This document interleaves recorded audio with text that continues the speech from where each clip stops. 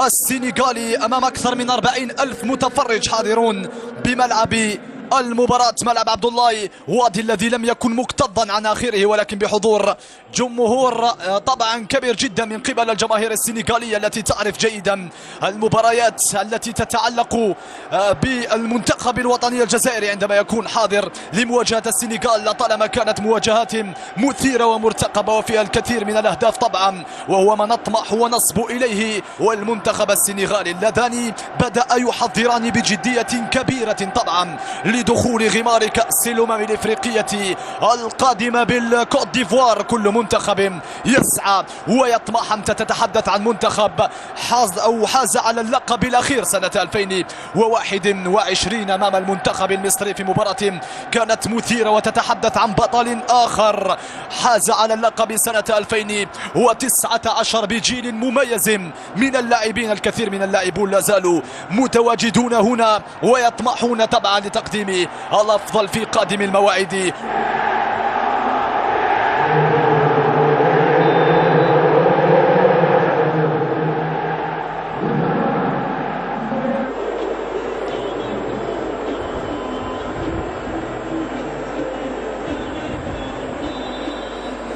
إذا ضربة الانطلاقة تعطى مشاهدينا الكرام لمصلحة المنتخب السنغالي. صاحب المنتخب السنغالي خالد كوليبالي يرسل كرة أمامية لفائدة المنتخب السنغالي. عادت في منتصف الميدان.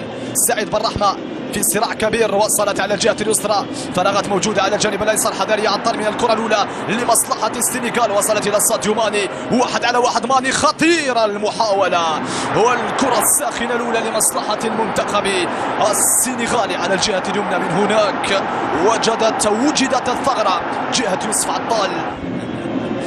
نتذكر جيدا الصراع الكبير الذي كان بين يوسف عطال، الصراع الكروي طبعا والرياضي بين يوسف عطال وساديو ماني في المباراتين اللتان جمعتا الجزائر بالسنغال سنة 2019. الانطلاقة الصعبة للسنغال والعرضية حاضرة داخل منطقة الجزاء، لا يجب أن يسدد، خطيرة. وماندريا كان رائعا في الكرة الماضية الصعبة والساخنة لمصلحة المنتخب السنغالي عن طريق ساديو ماني. فعلا كانت صعبة جدا على الجهة اليسرى. التحضير بهذا الشكل، شاهد 1 2 3 4 5 لاعبين اتجهوا مباشرة مع اللاعب الذي كان سيوزع الكرة. الحديث عن اللاعب طبعا إيرمان دياي، وتركوا الكرة الثانية بشكل كان فيه الكثير من الخطورة، وهو طبعا في أوج عطائه. الحمد لله اكتملت بالتتويج بذلك اللقب الذي لا ينسى، والذي سنعمل على طبعا التتويج بألقاب أخرى. لمن الكرة طويلة أمامية باتجاه شايبي، هنا داخل منطقة الجزاء. شايبي خطيرة، المحاولة الأولى لمصلحة المنتخب الجزائري. طلب الكرة خلف ظهر دفاع المنتخب السنغالي بشكل رائع. فارس شايبي باستقبال وترويض رائع للكرة، لعبها على مستوى القائمة الثاني. كانت صعبة وخطيرة بهذا الشكل. هنا ضرب دفاع السنغال شايبي بشكل رائع، كان قريبا جدا من تدوين أول أهداف المباراة ومنح الأفضلية والأسبقية للمنتخب الوطني الجزائري. إلى رياض محرز، حتى المنتخب السنغالي متراجع المنتخب السنغالي. يوسف عطال يحاول بانطلاقته السريعة التوغل والدخول، العرضية داخل منطقة الجزاء. القراءة الدفاعية تأتي من قبل دفاع السنغال بواسطة موسى نياكاتي، وهذا هو الأهم بالنسبة للزروقي. كرة في وسط الميدان لمصلحة عناصر المنتخب السنغالي. الخروج الى الجهه اليسرى، وصلت الى ساديو ماني. 1-على-1 امام عطال بشكل رائع. يا عطال، حكم المباراه ماذا يقول يلعب.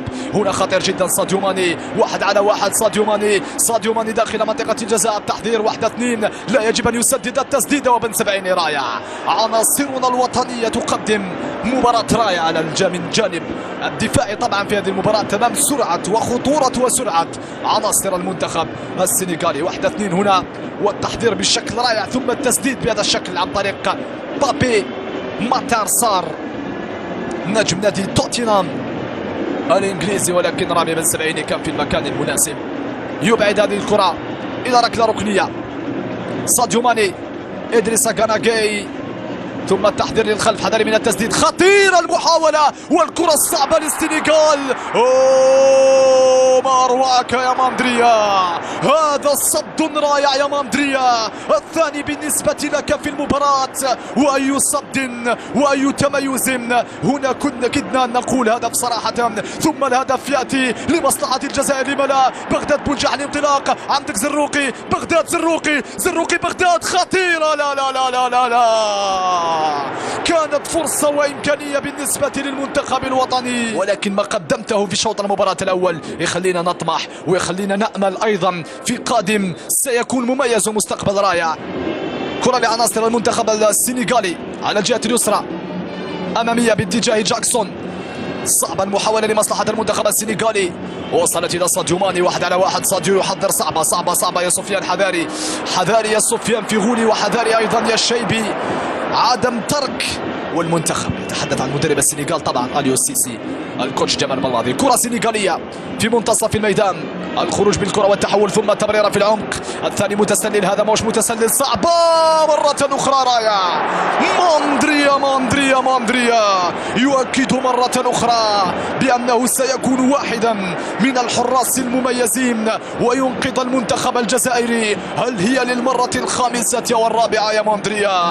أنت تقدم مباراة كبيرة اليوم، ولكن التمريرات هنا في العمق وهذا الخطأ كبير جدا. بن سبعيني، ماندي وزروقي لم يتمكنوا من حد الخطورة الصعبة لجاكسون الذي انطلق خلف الجميع، وماندريا بالصد رائع ينقذ المنتخب الجزائري من أخطر كرات هذا الشوط الثاني منذ بدايته. الضغط على حامل الكرة هو سبيلكم من أجل الحد من خطورة السنغاليين، وإلا عناصر المنتخب السنغالي عندهم من المهارة والسرعة والإمكانيات لو تركتهم يلعبون. التسديدة قوية والصد رائع من قبل ماندريا، مخالفة مباشرة وكرة ثابتة لمصلحة المنتخب الجزائري. عيسى ماندي، رامي بن سبعيني، بغداد بنجاح داخل منطقة الجزاء، طوال القوة القامة موجودين، محتاجين إلى لاعبين أيضا على مستوى خط 18 في استقبال الكرة الثانية إذا أتيحت، لما لا؟ رياض محرز ينفذها مباشرة داخل منطقة الجزاء، رأسية قوية،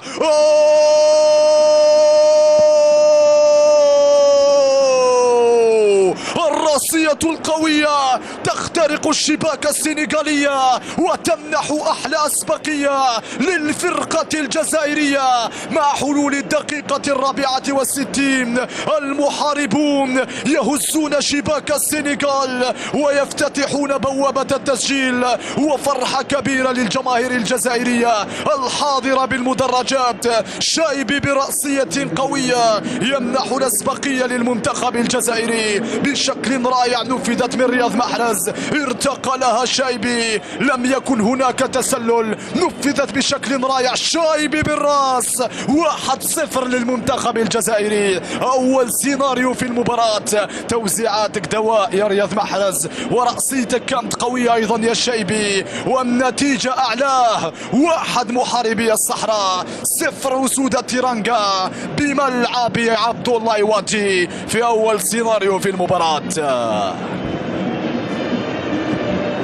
تحدثنا عن قيمة وأهمية الكرة الثابتة، والشايبي يسجل أول هدف له رفقة المنتخب الجزائري بالنسبة للجماهير الإفريقية المساندة لمنتخبات بلادها. ساديو ماني، محاولة التمرير، يعود سفيان فيغولي، لعبت واحدة من أحسن مبارياتك يا سفيان رفقة المنتخب الجزائري، واضحة يا ساديو ماني، يخرج عن الإطار، ونادرا ما نشاهد ذلك، نادرا ما نشاهد ساديو ماني بهذا الشكل يتصرف.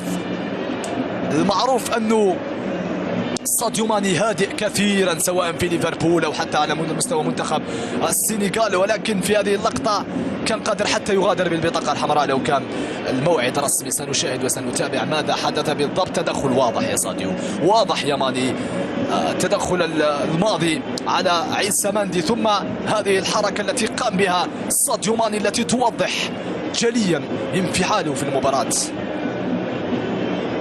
وغضبه من قرار حكم المباراة. كرة جزائرية، المنتخب الوطني الجزائري ولمصلحة اللاعب في حد ذاته أيضا، تنقل إلى واحد من أعمدة الفرق في ألمانيا.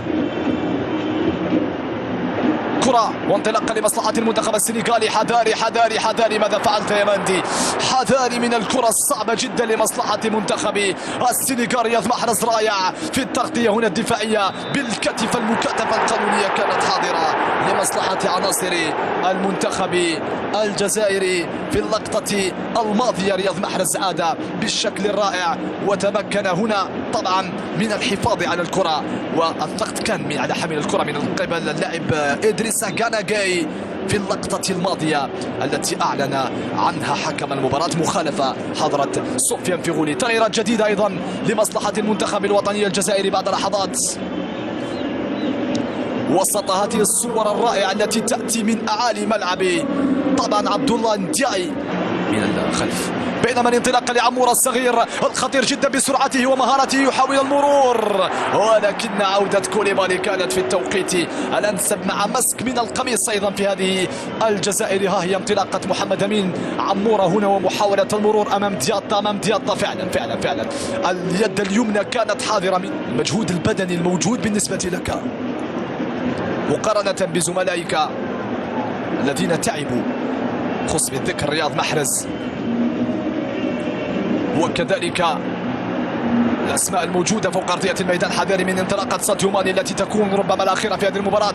راقب جيدا يا عطال بالشكل رائع، يتفوق عطال، عرضية خطيرة بالراس مرت الحمد لله. سلامات بردا وسلاما على دفاع المنتخب الجزائري. رأسية هذا اللاعب الخطير في صفوف المنتخب السنغالي نيكولاس جاكسون نجم البلوز تشيلسي هنالك في إنجلترا تحت أنظار وأعين المتألق سابقا الحاج ديوف. توزيعه كانت رائعة وكان وحيد.